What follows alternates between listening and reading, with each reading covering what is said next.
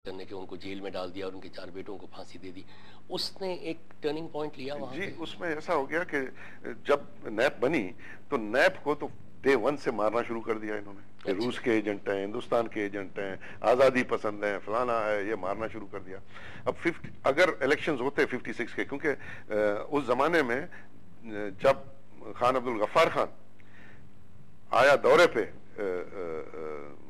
पंजाब के, तो 1 लाख से ज्यादा लोग उसको रिसीव करने आए थे, लेकिन उसको उतरने नहीं दिया पंजाब, उसको वापस कर दिया कि जी आप गद्दार हो, फलाना है ये, और एक प्रोपेगेंडा शुरू हो गया।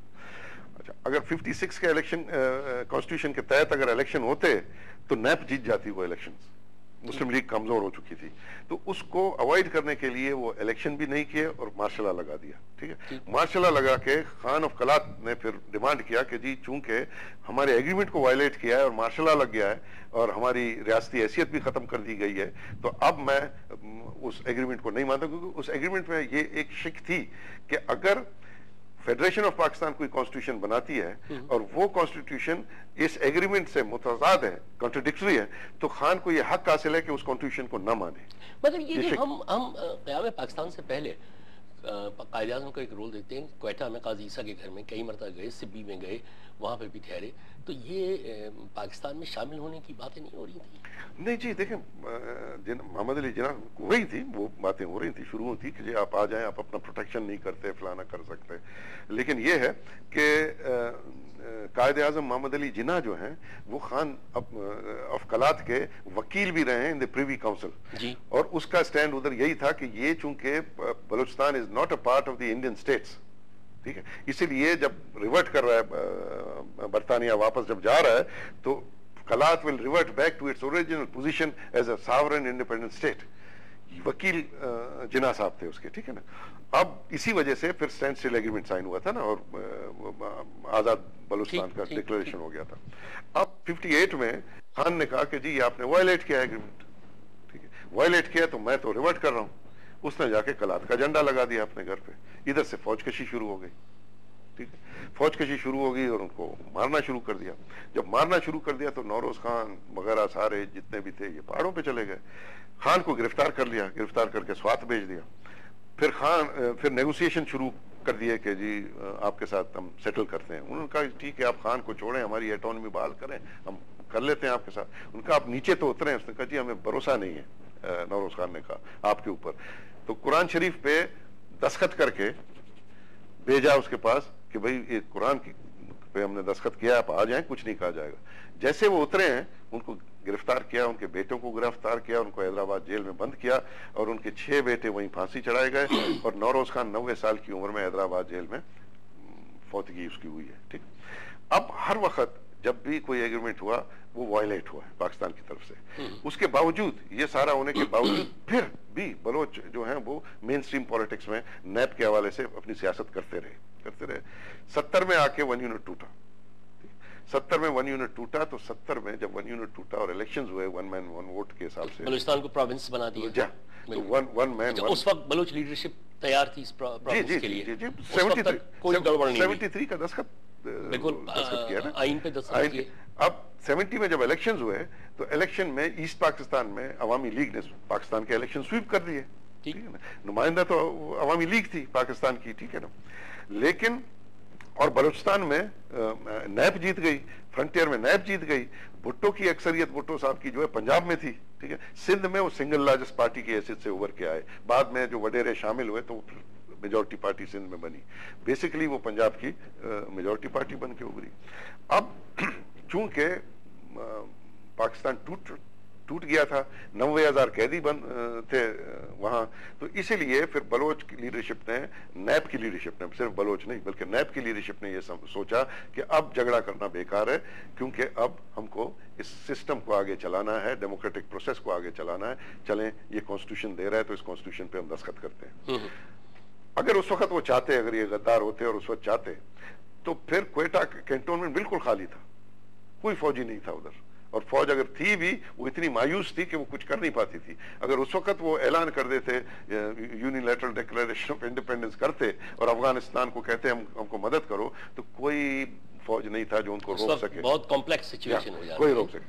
तो लेकिन उन्होंने प्रेफर किया कि जी नहीं, हम विद इन द पाकिस्तान अपनी सियासत को आगे रखेंगे।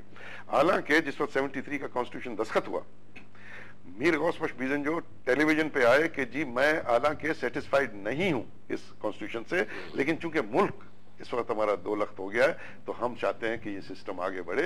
और भुट्टो साहब ने चूंकि हमसे एग्रीमेंट की है कि 10 साल बाद कंकरेंट लिस्ट जो है रिवर्ट बैक करेगा टू द यूनिट। वो तो बिल्कुल बिल्कुल वो तो इसीलिए हमने दस्तखत कर लिया रिकॉर्ड पे। अब कॉन्स्टिट्यूशन अकॉर्ड दस्तखत हुआ 14 अगस्त 1973 को, कॉन्स्टिट्यूशन बन के साइन हुआ। 15 अगस्त को कॉन्स्टिट्यूशन सस्पेंड हुआ और बलूचिस्तान की हुकूमत जो है वो बरतरफ कर दी गई कि ये इमरजेंसी डिक्लेयर कर दी गई, इमरजेंसी डिक्लेयर कर दी और गई। फंडामेंटल राइट्स 7 या 8 अमेंडमेंट हुई सुबह से लेकर शाम तक, कादियानी काफिर करार दिए गए, ये सारा कुछ हुआ। और बलूचिस्तान की हुकूमत को बरतरफ करके इनको सबको एंटी पाकिस्तान करके नैब पर पाबंदी लगाकर इनको जेलों में भेज दिया। उसकी वजह ये थी कि रीजन में जो सियासत थी, शहनशाह ईरान बैठा हुआ था ईरान में, ठीक है, और स्ट्रेट ऑफ हुर्मुज जो है वो नैब के पास था, जो बहुत ही जमीन है। अमेरिका को ये पसंद नहीं आया। अमेरिका नहीं चाहती थी कि नैब की हुकूमत वहां रहे, क्योंकि वो एक एंटी इंपीरियलिस्ट गवर्नमेंट थी, जाहिर है वो लेफ्ट विंग के थे। तो अमेरिका ने फिर इस हुकूमत को डिस्टर्ब किया और बाकायदा ईरान के, आप कहते हैं कि जी इंटरफेरेंस, फॉरेन इंटरफेरेंस, उस वक्त जब फौजकशी हुई थी ईरानी हेलीकॉप्टर्स ने आके बमबारी की है बलूचिस्तान के अंदर, ईरानी हेलीकॉप्टर्स ने, ठीक है। और हम आज रो रहे हैं कि जी फॉरेन इंटरवेंशन है। फॉरेन इंटरवेंशन तो हम शुरू से इनवाइट खुद कर रहे हैं।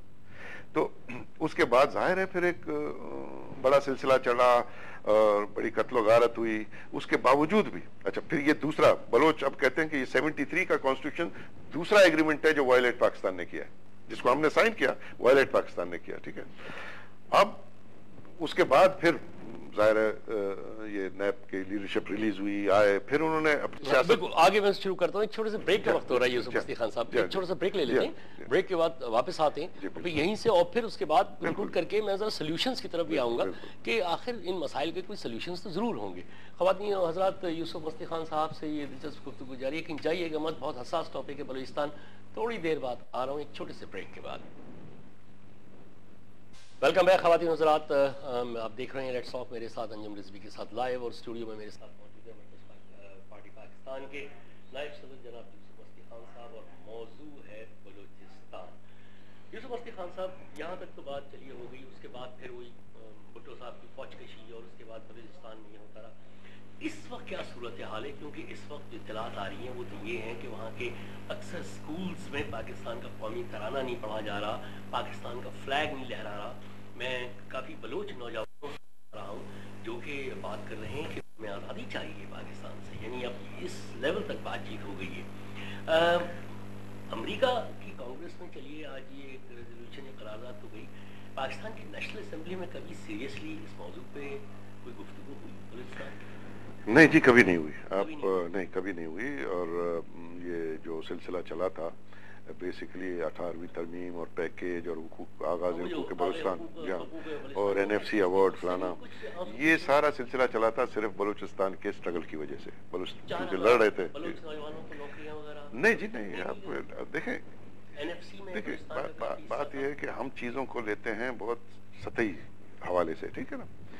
अब अगर नौकरियों की बात होती, दूसरी बात होती, तीसरी बात होती, मैं समझता हूँ कि ईस्ट पाकिस्तान में जब हमारे साथ था तो बंगाली काफ़ी वेल एस्टेब्लिश्ड हो गए थे, सेक्रेटरीज भी आपको मिलते थे, एयरफोर्स में भी आपको मिलते थे, ईस्ट पाकिस्तान राइफल्स भी बना दी गई थी और वहाँ पर बहुत से सेक्रेटरीज भी आ गए थे जो बंगाली थे। लेकिन वो क्यों अलहदा हुए? ठीक है, बात यह है कि यह स्कॉटलैंड है बरतानिया में, ठीक है, वो क्यों आज़ादी चाह रहा है? वो तो एक अच्छे भले मुल्क में है जो जमहूरियत भी है, सब कुछ है, लेकिन क्यों आज़ादी चाह रहा है? आयरलैंड ने भी एक तवील जद्दोजहद के बाद कॉम्प्रोमाइज किया, लेकिन स्कॉटलैंड तो कल तक आज़ादी की बात कर रहा है, ठीक है। उसकी वजह यह है कि देखें, जब तक आप ये नहीं मानेंगे कि ये मल्टी नेशनल स्टेट है और इस मल्टी नेशनल स्टेट के अंदर मुख्तलिफ कौमें बसती हैं। हमने जब भी ये बात की कि पाकिस्तानी कौम बनाओ, हम पिटे क्यों हैं? हम पिटे इसलिए हैं कि हमने जब भी कहा कि पाकिस्तानी कौम बनाओ और बलोच को, सिंधी को, पंजाबी को, पश्तून को एक कौम समझकर इनको कौमी दायरे में लाने के लिए इनके जुबान को, कल्चर को, ट्रेडिशंस को इनको समोलो, मरकजियत दे दो और समोलो और एक पाकिस्तानी कौम बनने की तरफ जाओ। कहा कि जी मुसलमान कौम है, ये तो क्या है? मगर आइन में तो लिखा है ना कि पाकिस्तान 4 सूबे और 4 सूबों में मुख्तलिफ अक़वाम बसती हैं जिनके रहन सहन और तहजीब और ये सब मुख्तलिफ है, मगर बहैसियत मजमूई ये पूरा यूनिट पाकिस्तान कहलाएगा। सूबे लिखे हैं ना, सूबे लिखे, कौमियतें नहीं लिखे। मगर सूबे तो हमारे यहाँ कौमियतों की बुनियाद पे तो है ना। नहीं ना जी, ये एडमिनिस्ट्रेटिव बुनियाद पर समझते हैं ना सूबों को।